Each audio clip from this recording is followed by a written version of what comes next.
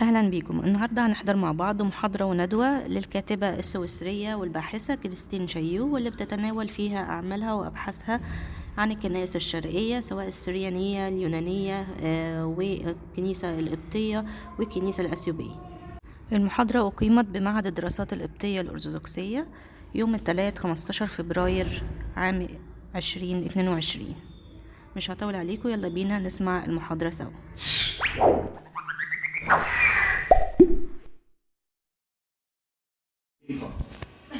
Vraiment, elle est plus forte que les Coptes. Elle défend notre archéologie, notre bâtiment, notre culture, et elle est vraiment partout. Elle aime l'Égypte pendant 31 ans, elle ne fait que visiter l'Égypte. هترجم بقى. نرحب بشدة وشرف كبير لينا وفرحة كبيرة لينا لوجود كريستين شاييو معنا، المفكرة الكاتبة التي تحب الكنيسة القبطية جدا وتدافع عنها منذ 31 سنة منذ أن قابلتها. حقيقة هي مهتمة بالكنائس القبطية في كل مكان والتراث بتاعها والأديرة، وأول ما تيجي من بره تروح تزور الأديرة القبطية وكده. مهتمة بالكنائس الشرقية بصفة عامة،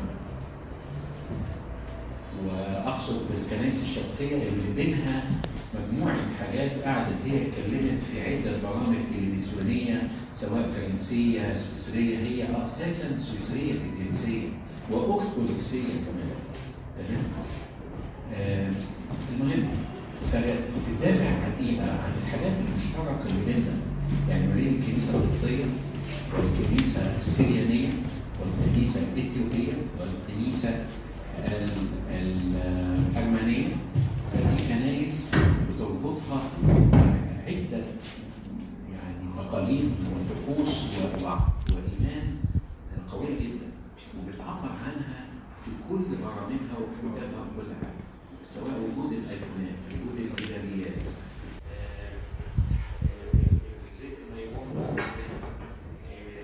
كلمة حتى في القداس قبلوا بعضهم بعضا. كل الحاجات اللي هي مشتركة وتركز عليها جدا وتدافع عنها جدا. لها عدة مؤلفات وفتحت مع الناس.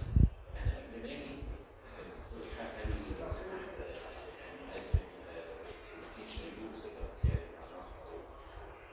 يعني طلعت مع الناس كمية حاجات مهولة، عاملة كمية كتب حقيقي أنا مش عارفها.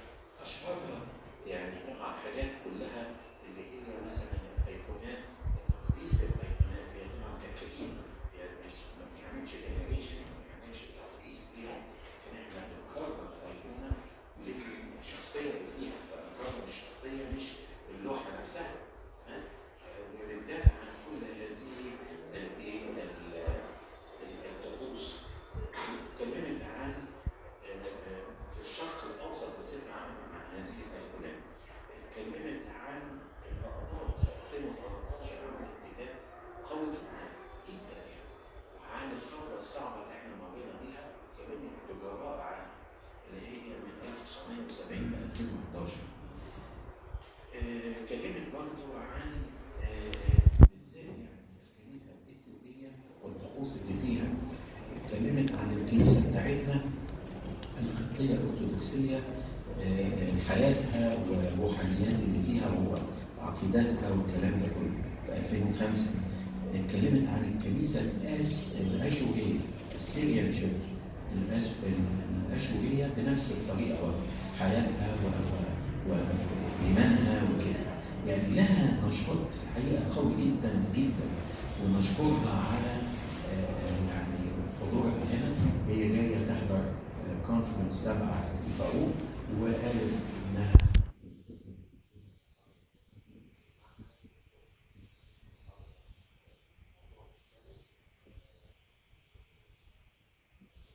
يعني محاضرة عشان اقراها قبل ما اترجمها يوم الخميس في جمعية الآثار القبطية اللي هي في القدسية الساعة 6 برضه يوم الخميس. فشرفونا واهلا بكم. أسيب الميكروفون مع الباشمهندسة أيرين هي اللي هتكون الترجمة، ونسعد بهذا اللقاء الحميد. Thank you very much, Dr. Sadri, for your introduction. I understood that you already gave the titles of some of my books. So for the students who are in the room tonight, thank you for coming, thank you for the professors. And I would like to inform the students that I gave all my books in the library, and Madame Irene, you know, can show you whenever you want to read them. هي بتشكر الحضور وتعتقد دكتور سامي ذكر معظم عناوين الكتب بتاعتها، وهي مشكورة ادت نسخة من كل الكتب للمكتبة وبتدعو طلبة المعهد يطلعوا عليها في أي وقت حتى لو حد من بره يشرف. And well, some books about the Ethiopian Church, the Coptic Church, the Syrian Orthodox Church, and the Armenian Church were translated into Arabic by An-Nur, so I hope you have them. Yes. بعض الكتب زي الكتاب بتاع الكنيسة القبطية والإثيوبية والأرمينية تم ترجمتهم للغة العربية وموجودة عندنا النسخ العربية كمان في المكتبة. And I just gave the book on the veneration of icons in the four sister churches which we shall present tonight, translated last year and published by An-Nur in Beirut. ومؤخرا الكتاب اللي بيتكلم على تكريم الايقونات في الكنائس الارثوذكسيه الاربعه تم ترجمته للغه العربيه في دار نشر أنوخ ببيروت. And now Doctor mentioned my book about the Syrian Church of the East, which is a very ancient church with a great history because they were missionaries until India, until China, where they reached in the 7th century. And this book is also being translated into Arabic and will come out fortunately in May this year. And I hope we find a way through Panarion, which is the bookstore buying the books from An-Nur and other publishing houses in Beirut. They import, you know, in Panarion bookstore. So I shall tell the director to order these new books. أما الكتاب اللي بيتكلم عن الكنيسة الأشورية في الشرق فهو لسه بصدد ترجمته وإن شاء الله يكون متوفر في مصر من خلال دار بناريون للنشر. So, as you know, Egypt is, and the Coptic Church, which is in Egypt, settled in Egypt, has, I would say, one foot in the Mediterranean area in the Middle East and one foot in Africa. مصر هي بتعتبر انها شخص حاطط رجل في افريقيا ورجل الثانيه في اسيا. So this explains also how the Ethiopian Church was linked to the Coptic Orthodox Church until 1959. الكنيسة الإثيوبية طبعاً كانت مرتبطة أو كانت جزء من الكنيسة القبطية المصرية لحد 1959. Because until 1959, the Ethiopian Church had no proper patriarch. They had metropolitans, archbishops, if you prefer, Coptic archbishops who were sent to Ethiopia for the organization of the church.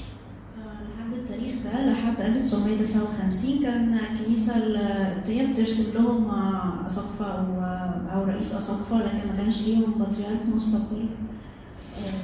And you may know that Mr. Mirit Gali, who was the founder of the Société d'Archéologie Copte, which is the building at the entrance of your patriarchate, he was very active to organize this independence. The proper word is autocephaly.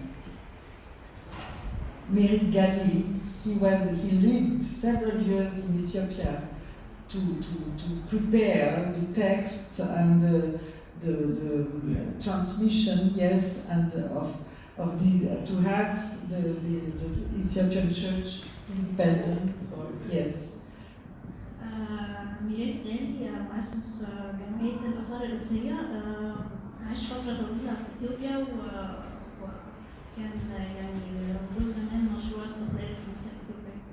But what you may not know is that the first bishop of Ethiopia was not a Copt and was not an Ethiopian.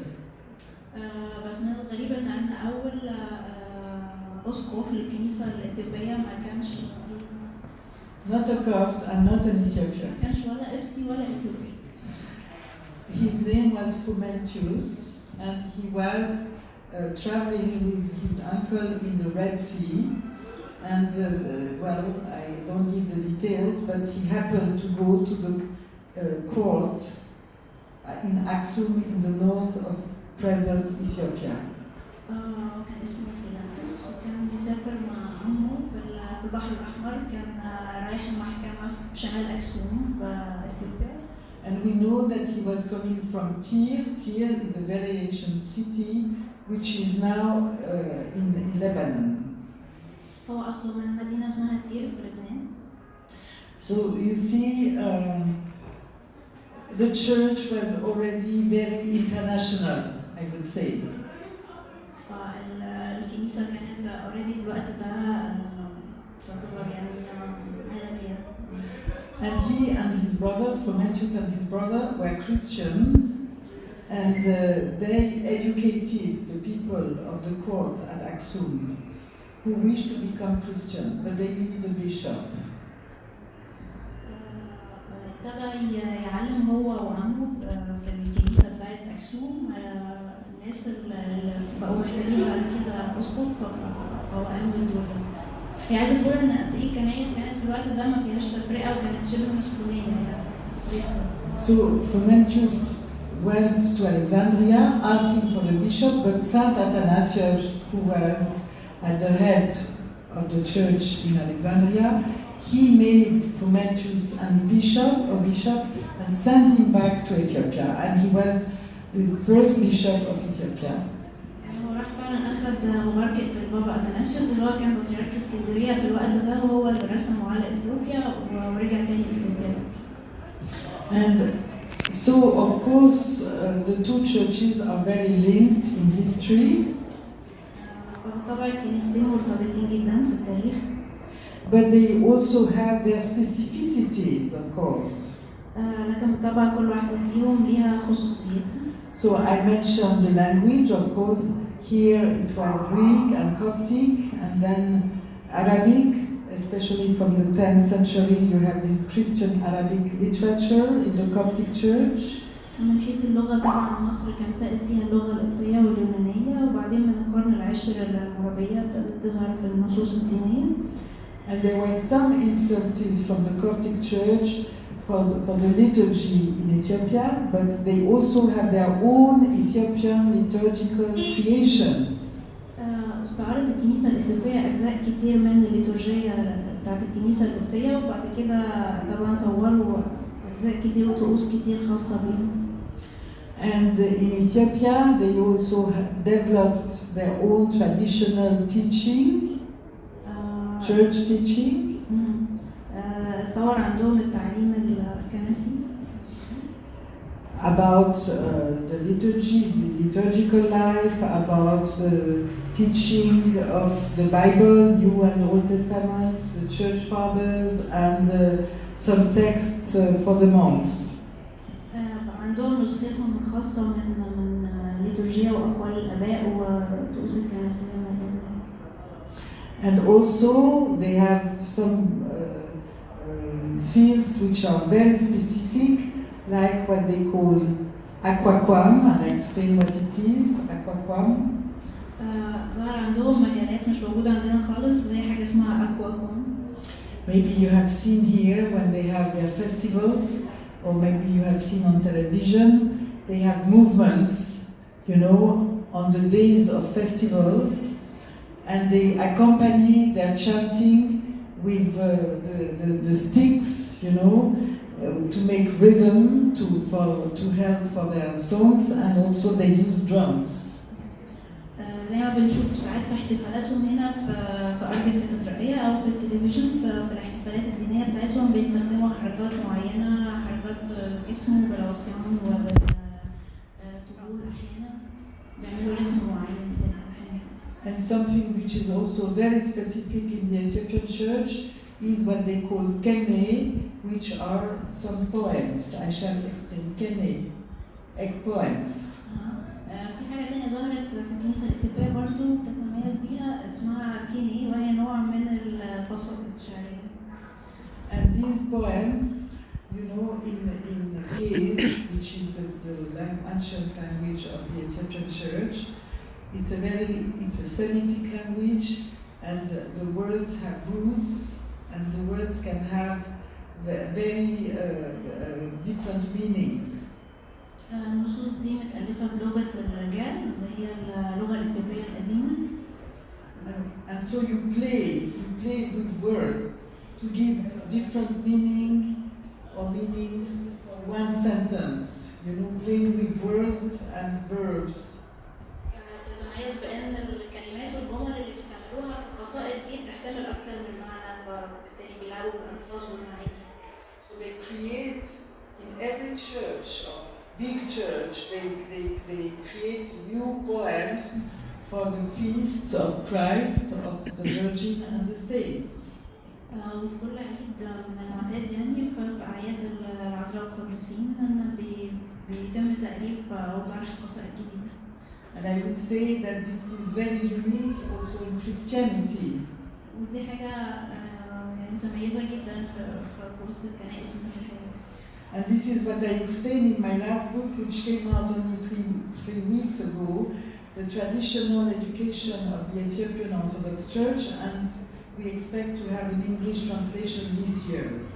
الموضوع ده يعني حكيته بالتفصيل في الكتاب اللي بيتكلم عن طقوس وتقاليد الكنيسة الإثيوبية.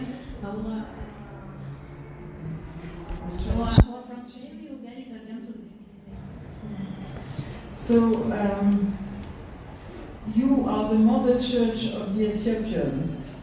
إحنا الكنيسة الأم للإثيوبيين. But I think it's important for the Copts to understand also all the great values and the unique riches of the Ethiopian church. بس مهم إن إحنا كمان نستوعب وندرس الغنى بتاع الكنائس الأخرى زي الكنيسة الإثيوبية. So I think it's very nice if in the future you can develop more, you know, the studies about the Ethiopian church.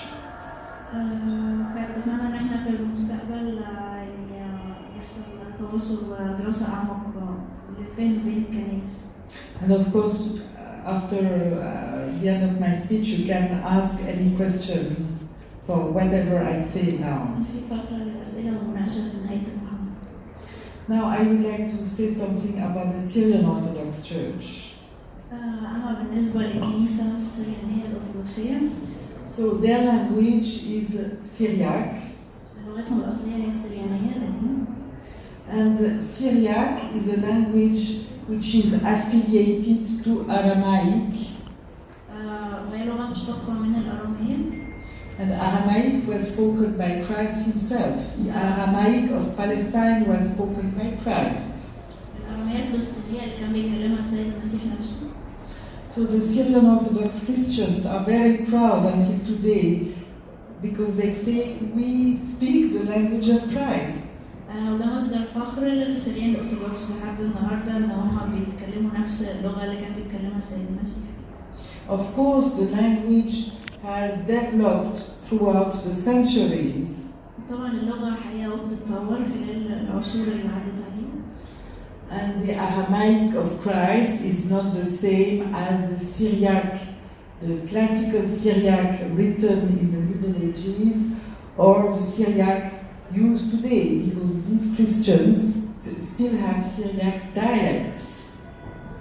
لكن بالطبع الأرامية اللي كانت أيام السيد المسيح مش هي نفسها السريانية اللي بقت تتكتب في القرون الوسطى، ومش هي طبعا اللي موجودة دلوقتي في الكنائس السريانية، مع ان هم محافظين عليها ومتمسكين بيها جدا في استعمالها جوه الكنائس.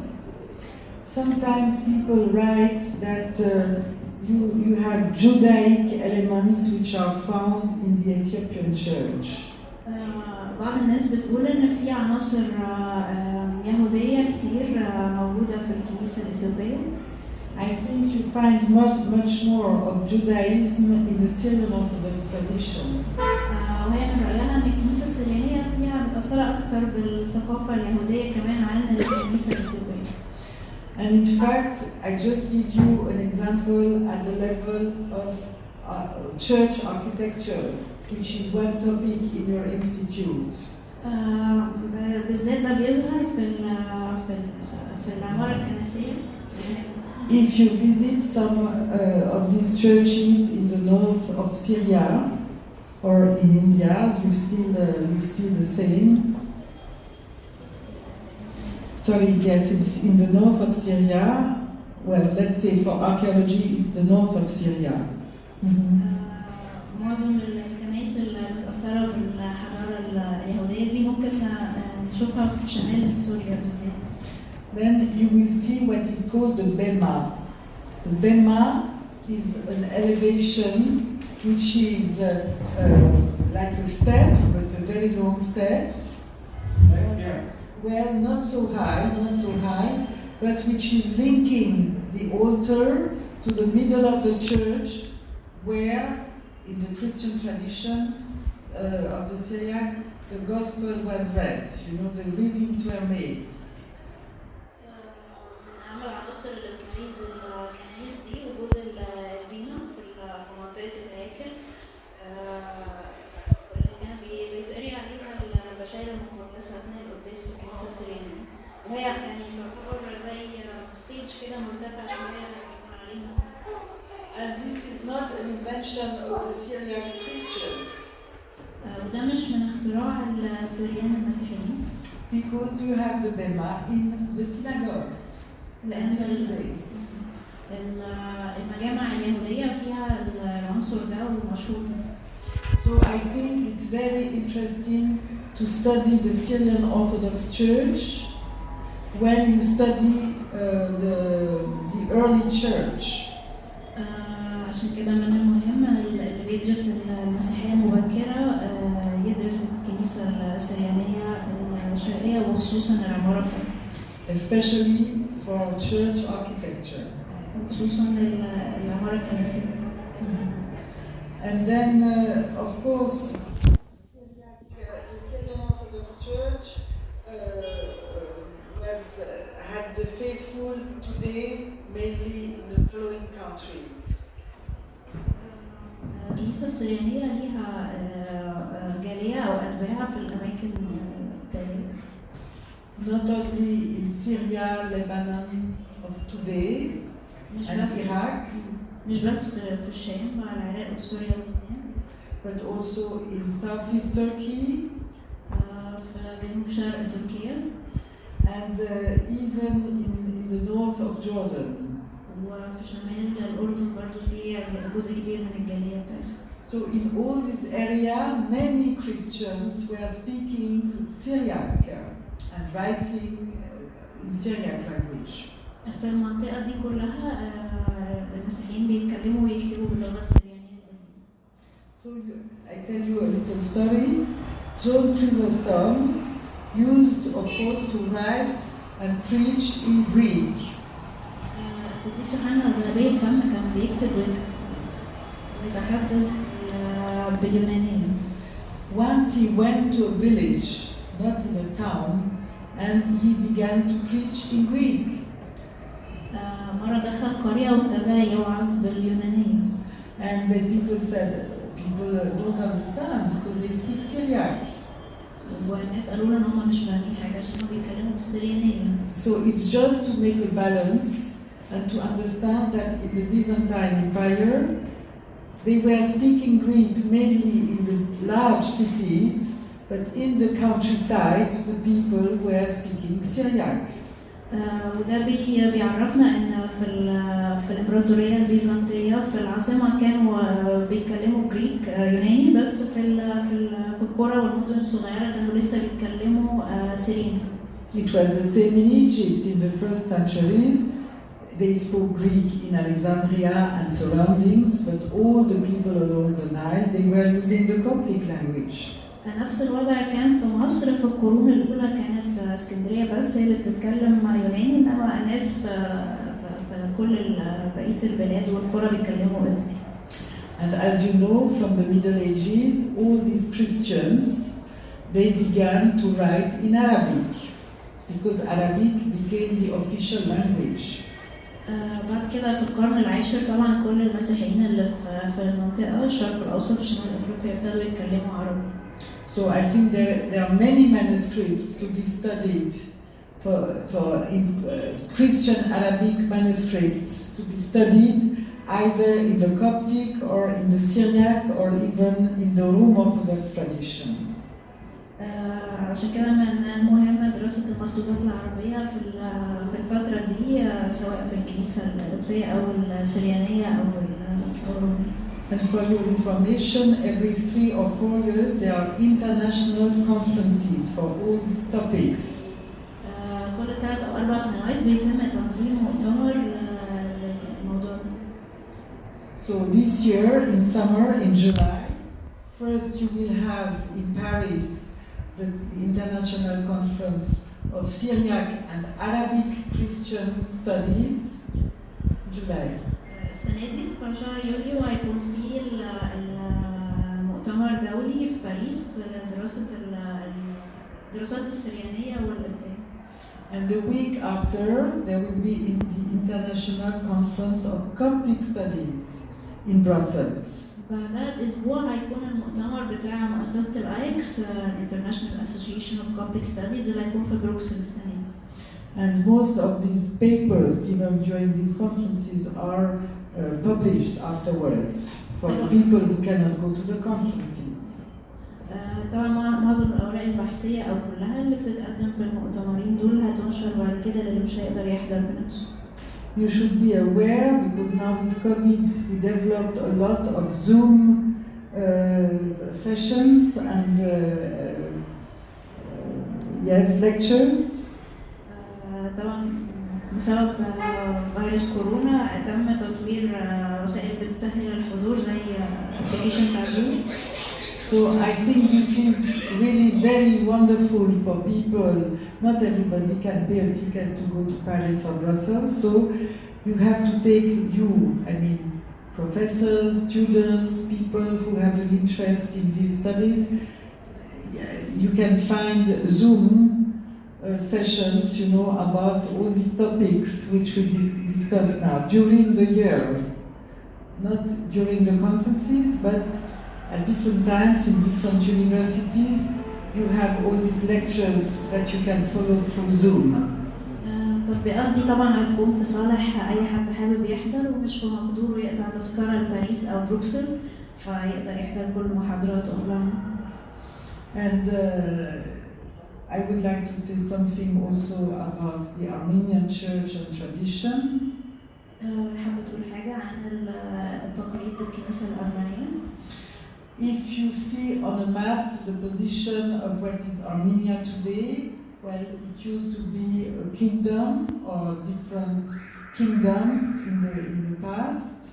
لو بصينا على الخريطة على المكان اللي فيه دولة أرمينيا النهاردة، المكان ده كان في مسابق عبارة عن مجموعة ممالك. And if you study the Armenian, I take the example of the Armenian liturgy. على سبيل المثال لو بصينا للليتورجية الأرمنية. If you study this Armenian liturgy, you will understand that they received influences from the Greek Byzantine, who were their neighbors in the West. لو بصينا للليتورجية بتاعتها هنشوف إن هم اقتبسوا كتير من ليتورجية الكنيسة اليونانية اللي كانوا جيرانهم من الناحية الغربية. And also they received influences from the Syrian Orthodox, who were their neighbors in the south. وكمان من الكنيسة السريانية اللي كانت جارتهم من ناحية الجنوب. Then we come to the point that we have to face the reality that there are many inter-influences. لازم نتقبل حقيقة إن في تأثيرات متبادلة بين الكنائس الأرثوذكسية الشرقية دي كلها. Because to come back to the Coptic Church has been very influenced by the Greek tradition. حتى الكنيسة القبطية اتأثرت كتير بالتقليد اليوناني. So it means that the students, if they want to make serious studies, it's not enough to study one language, but they must know at least Greek, Coptic, Arabic of the Middle Ages, if they gaze, Armenian, etc. عشان كده الطلبة اللي بيدرسوا النصوص يعني في مجال الكوبتولوجي مش كفاية إن هم يعرفوا لغة واحدة قديمة، هي بتحسهم إن هم لازم يدرسوا اليوناني والجاز السرياني وحاجات دي كده. And of course, you must know about history, you must know about theology, you must know about literature. You see, you cannot. It's a bunch of flowers. You cannot study only one flower. You have to know many things, even if you have one topic. If you want to understand what you are reading, you must know and study many different things. حتى الباحث المتخصص في مجال ما لازم يطلع على التاريخ واللاهوت والليتورجية اللي حوالين الموضوع اللي هو موضوع بحثه، ما ياخدش نقطة بعيدة عن الكونتكست بتاعه. So maybe some students will say, oh well, this is too complicated and I don't want to study so many languages or so many fields. بعض الطلبة طبعا بيستثقلوا الموضوع ده ان هم دراسة لغات متعددة أو مجالات متعددة. But when you begin to study, there is no limits, there is no border. مثلا الواحد يبدأ يدرس بالفعل يعني. It's why you must be really coached, you must be very enthusiastic about your studies. الحماس بيجذبه في اتجاهات متعددة، مش بيفضل في مكان واحد. And if you study art, for instance, you must also know about literature, about history, about liturgical life, because it's all linked. اللي بيدرس فن على سبيل المثال لازم يقرأ أدب وتاريخ وكل ما يتعلق بالفترة اللي هو بيرسمها. And this is why it's so good that you're in your Institute of Coptic Studies. You can study these different fields. It's not concentrated only on literature or history, you know. And I would encourage the students to study as much as possible in different fields. دي مميزات معهد الدراسات القبطية لأنه مش بيتركز في جزئية واحدة بس، حتى القسم الواحد فيه مواد عامة متنوعة من كذا مجال، فبيعمل تكامل وهي بتشجع طلبة المعهد إن هم يدرسوا في أكتر من قسم. And I would say step by step there is no more border. وبالتدريج مش هيكون في أي Because you see that, as I said, there were inter-influences from one tradition, from one church to another tradition, another church. لأن حتى تقليد الكنائس المتجاورة بيتنقل وبيأثر في بعض. So we should not think this is complicated. We have to be happy because it's so rich. ودي حاجة تدعو للسرور يعني، لأن ده بيبني الكنائس أكتر لما يبقى كل واحد منضم. And don't be closed in one topic, in one tradition. Please open up to your sister churches of the Oriental Orthodox tradition. دي دعوة للانفتاح على الآخر ومحاولة فهم الكنائس الأرثوذكسية الشقيقة. And you will be amazed to see and discover many things. And to see, I repeat, how rich is every tradition. كل ما الواحد يتعمق هيكتشف الغنى بتاع كل كنيسة Maybe I did not give, you were expecting more details about each church, Armenian church, Ethiopian church, Coptic church, and Ethiopian church, but I prefer to give a general view, you know, and to understand the connections of all these churches. هي بتفضل بدل ما تدخل في تفاصيل عن كل كنيسة على حدة بتناقش بشكل عام من بره وجوه التشابه والعلاقات اللي بينهم. C'est une vue d'ensemble. To open our eyes, our ears, because there is church music, eyes because there is iconography, and well, for me, I am very fascinated by all these fields in all these different churches. التقليد الكنسي الغني والمتنوع يعني بيمتع الوليان بالألحان الكنسية ويمتع العينين بالفنون الكنسية والأيكونوغرافي غير طبعا اللاهوت والتاريخ والعقيدة. So I hope that you will make very interesting discoveries yourself through your studies. فبتتمنى ان كل الطلبه والباحثين يوصلوا لنتائج ويحققوا اكتشافات جديده لنفسهم. And be sure that once you begin to study, you never end. مجرد ما تبدا بالدراسه عمرك ما هتتوقف. And I wish you to read many books, and nowadays we can find many things on internet also, not always of very good quality, so this is why we have to be critical. ما تبطلوش قرايه سواء كتب او على الانترنت، دلوقتي في مواقع كتير متاحه للتحميل. Begin with the well-known authors like Azizatiya. ابتدوا يعني طبعا في كتب نص نص وفي كتاب ليهم وزنهم، ف الواحد يبتدي الاول بالمراجع وامهات الكتب والمؤلفين المعروفين. Who was the editor, you know, of the Coptic Encyclopedia.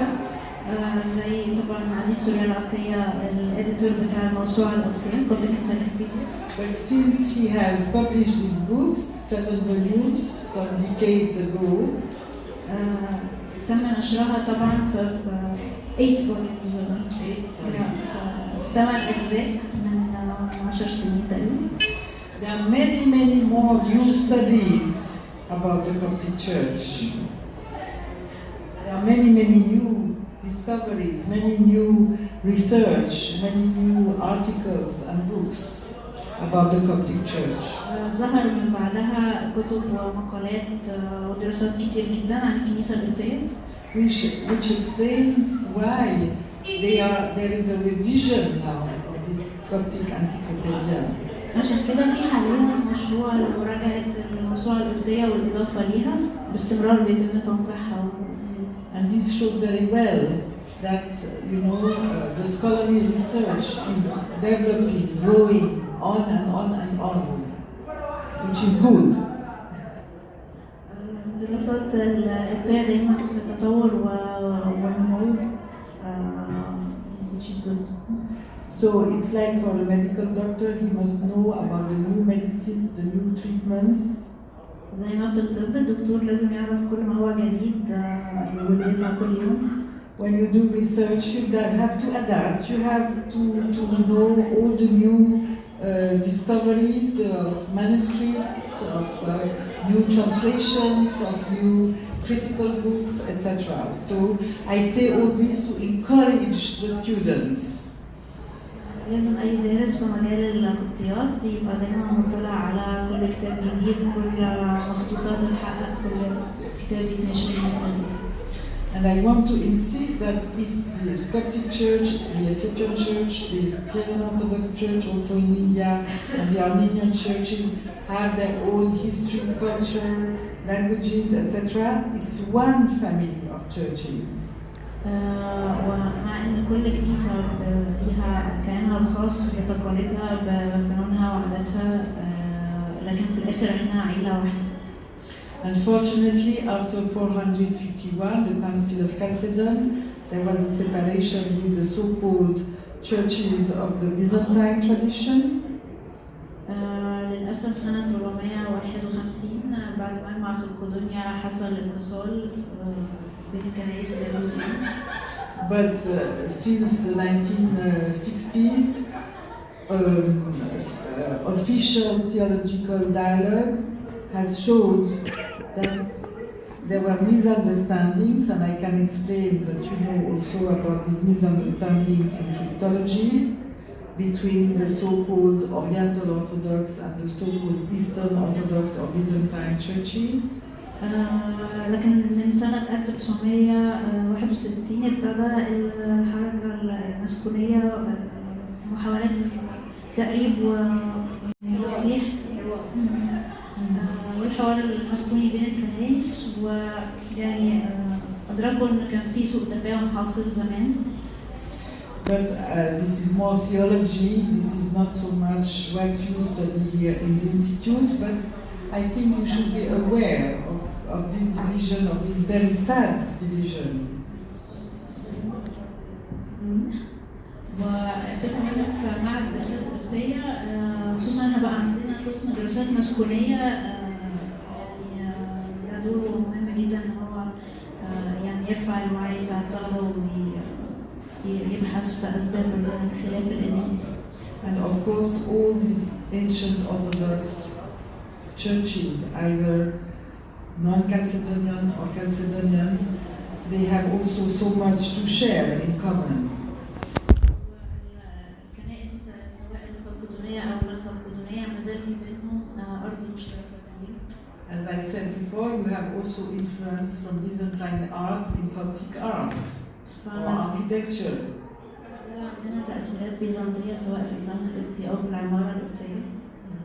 And this is why you have to take this Byzantine tradition into consideration. احنا يعني لازم نقدر التأثير البيزنطي. And we can say the same, of course, for the liturgical tradition. نفس الحكاية حصلت في التوحيد الطقسي. So maybe I spoke too much, and I thank you very much for coming tonight, and please, I'm ready to answer all your questions. أشكركم على الحضور والترحب بالأسئلة.